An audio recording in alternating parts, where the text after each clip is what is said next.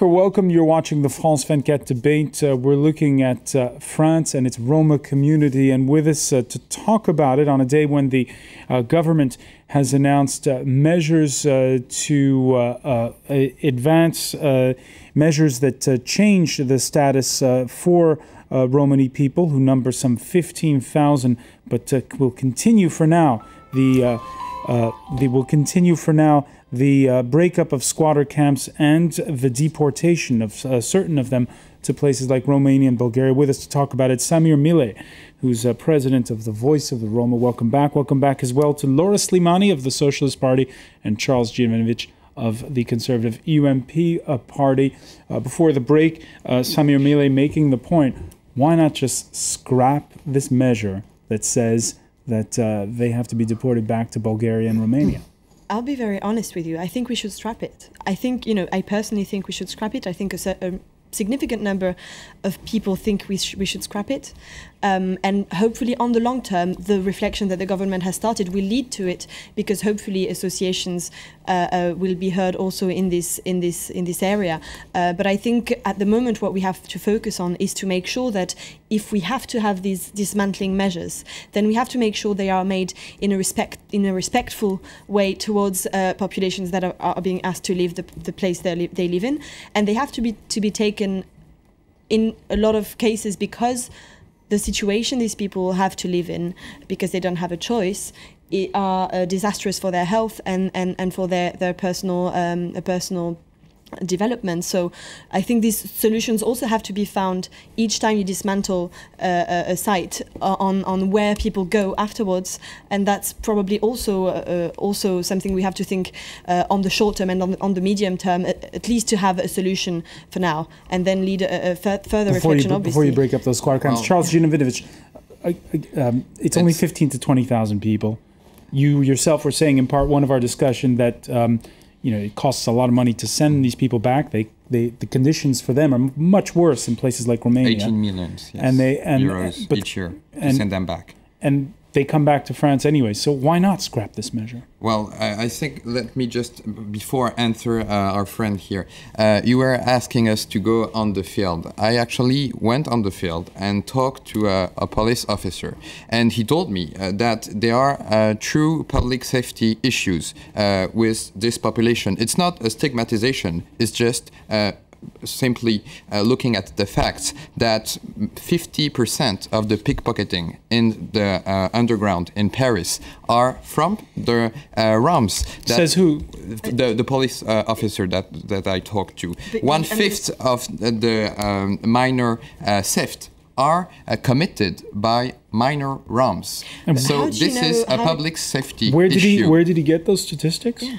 When he arrested them. But you can't So this was his personal observation? This was a personal observation. It's not written because in France you don't have the right to write. Exactly. But so which is a problem of the practice of the police. It's a simple observation. It is an illegal practice of the police, and this is a crime. Yeah. It's not a crime because you just observe the reality. It's just fact. No. It's a simple fact.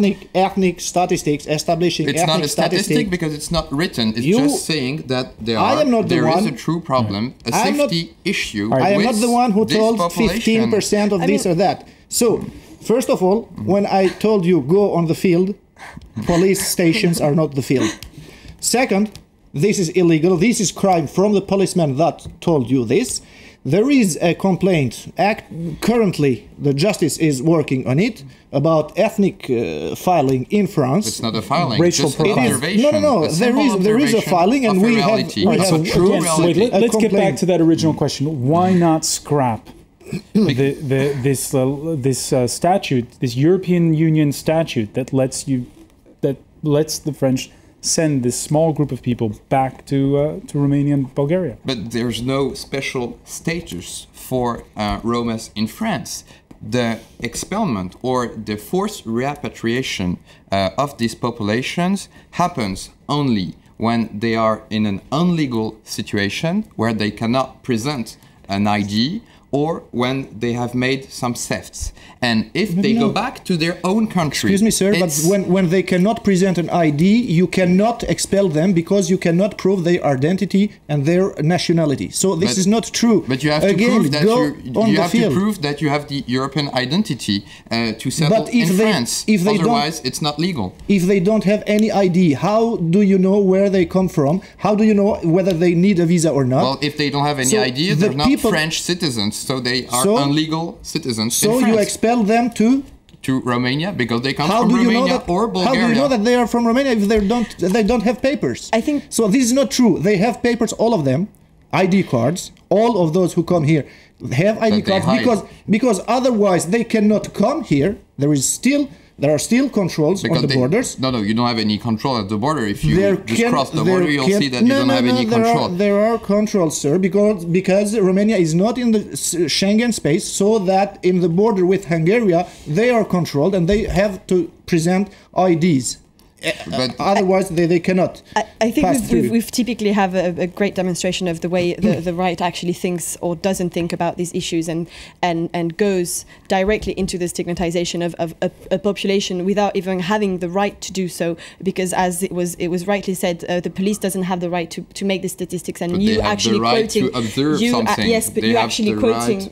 Can I finish? You actually quoting this person doing it, I think is a really. I don't think is a respectable thing to say on TV in front of people who are actually watching and hoping to learn something of this debate.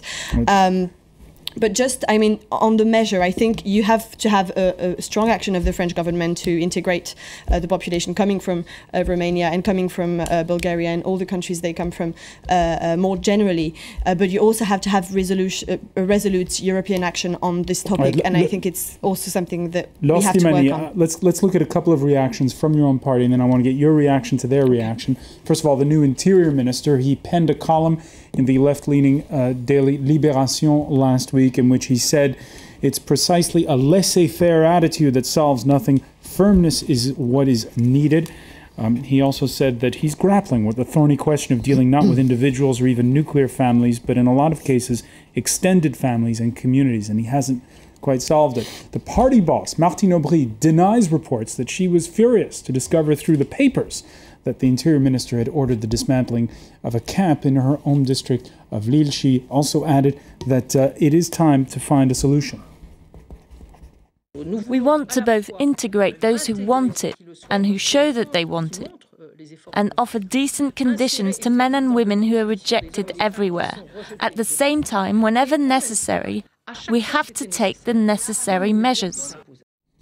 Have to take the necessary measures. And again, Laure Simani, I get back to that poll that was published by IFOP and Atlantico that said that 80% of the French don't want Romas in their community. When she says we have to take the necessary measures, is that a cryptic way of saying basically we're going to continue deporting? I think by saying we should take the necessary measures, it doesn't mean, it doesn't, for me, it doesn't mean much more than I think we should take the necessary measures. So, you shouldn't So what are these necessary anything measures? behind it.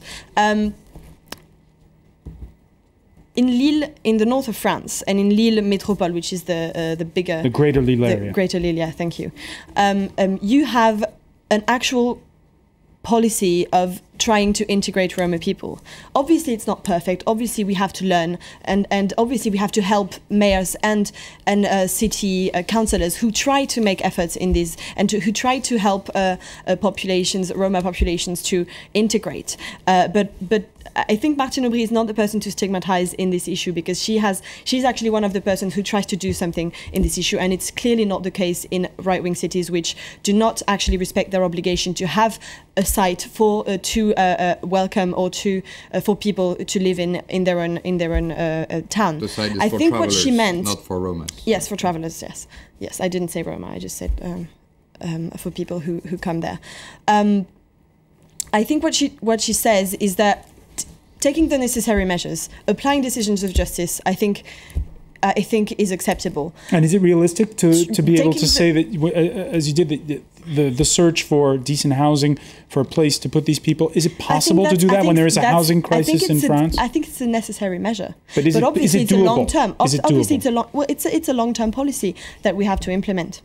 But I think a shorter term policy would be to actually have those cities who do not apply the law in terms of welcoming travelers on their own territory this is another subject. This is totally another subject. The people who travel are the people who travel. Yeah, exactly. The majority of them are not Roms. No, not a single guy, not a single family of the Roms we are speaking here is traveler. So Samir Millet, help us out just with one concept here, and I need your help on this. The Roma people are described as nomadic, but what percentage of them are actually embrace a nomadic lifestyle? In Europe, about 3%. 3%. In France, maybe 15%.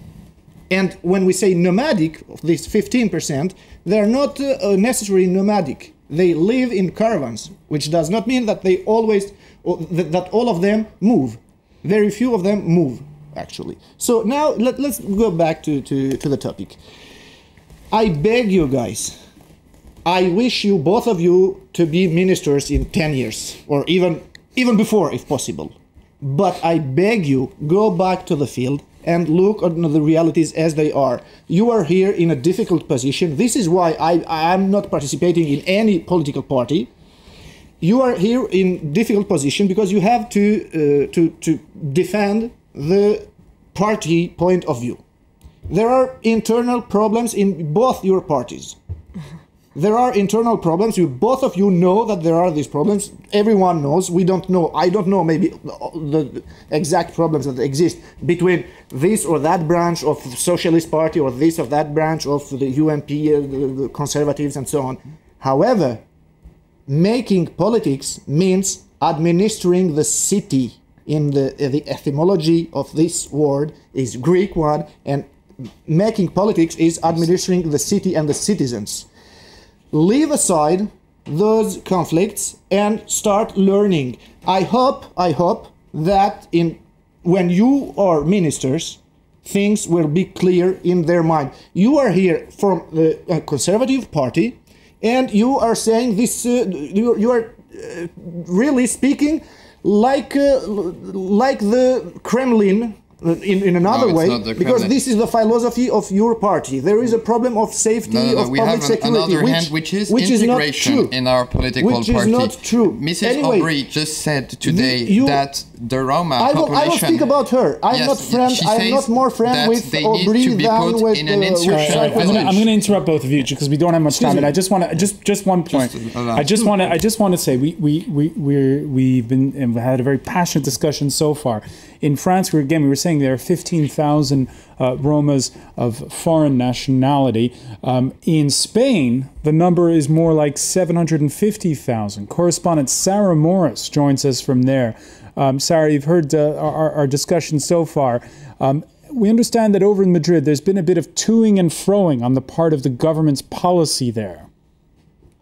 There is some movement, but I think over the years, one of the things that we've seen in Spain is that there's been refugees held it up really as an example of how to help Roma communities integrate. And I think probably one of the reasons for that is that there is an indigenous Roma community here that has lived here for centuries.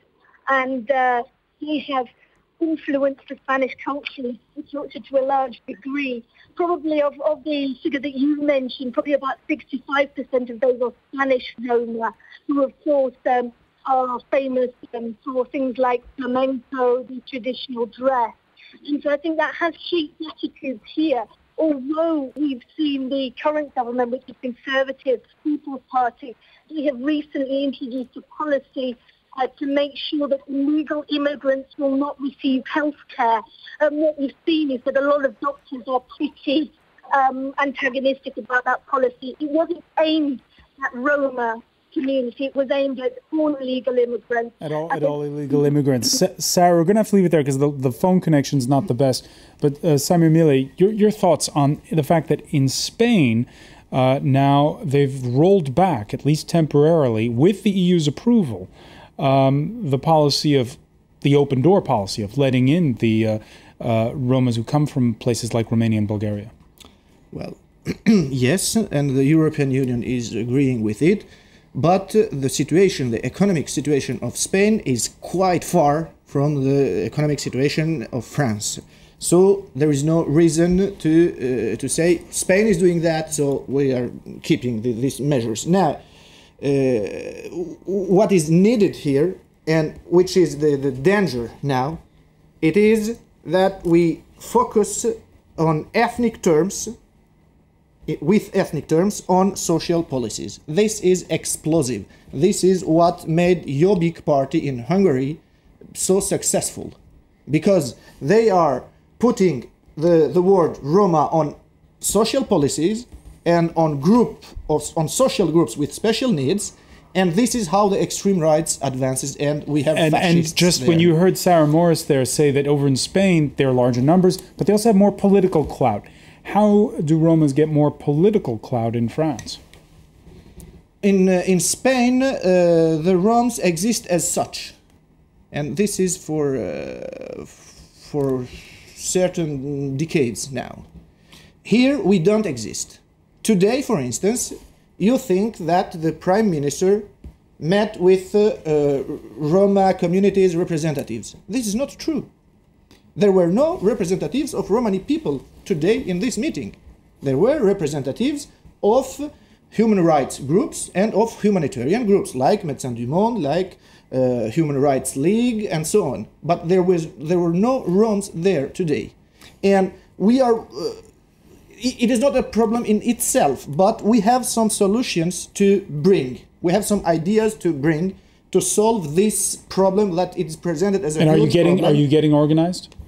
Of course, we are getting organized. My group is one of the proofs. There are also other forms of organization at the local level.